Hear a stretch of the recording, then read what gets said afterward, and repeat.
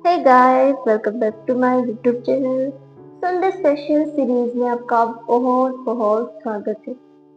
आज की हमारी कहानी है यादों की राख। तो चलिए ज्यादा वक्त ना लेते हुए मैं शुरू करती हूँ कहानी।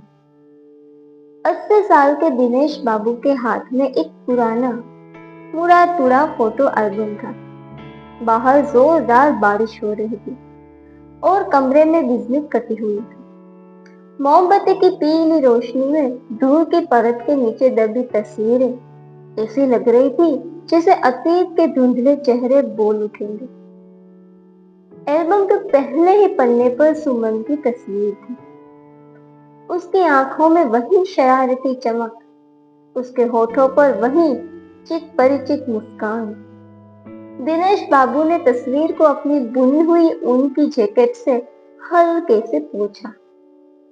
एक गहरी सांस ली, जिसे उस तस्वीर से बरसों पुरानी खुशबू खींच रहे हैं। सुमन, उसकी पत्नी, साथ गुजारे 50 साल।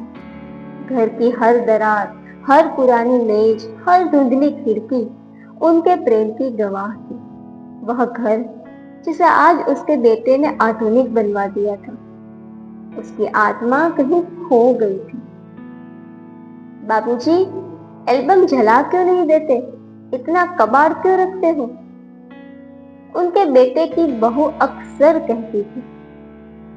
कबाड़ नहीं है बेटा, दिनेश बाबू मन ही मन बुदबुदाते हैं। यह तो मेरे जीवन का सार है।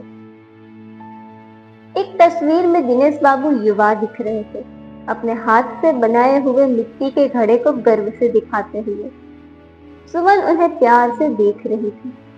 वह जमाना जब उन्होंने कुम्हार का काम छोड़कर शहर की फैक्ट्री में छोटी सी नौकरी शुरू की थी, ताकि बच्चों को अच्छी शिक्षा मिल सके।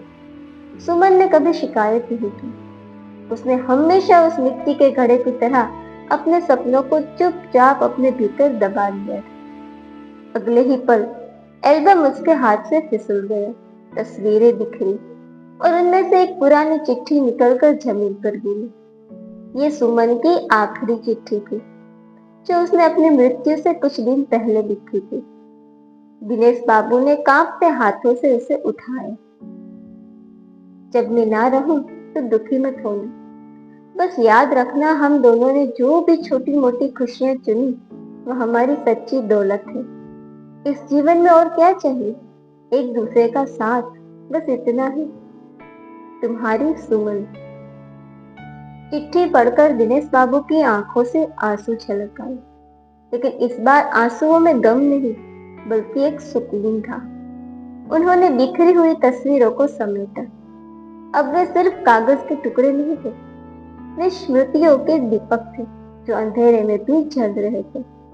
उन्होंने एल्बम को सीने से लगाया। उन्हें लगा जैसे सुमन की बाहें उन्हें घेरे हुए हैं। बारिश बाहर थी, पर भीतर का तूफान थम चुका था। जो कुछ बाकी था वह राख नहीं थी, वह तो यादों की महक थी, जो हर पल, हर सांस में जिंदा थी।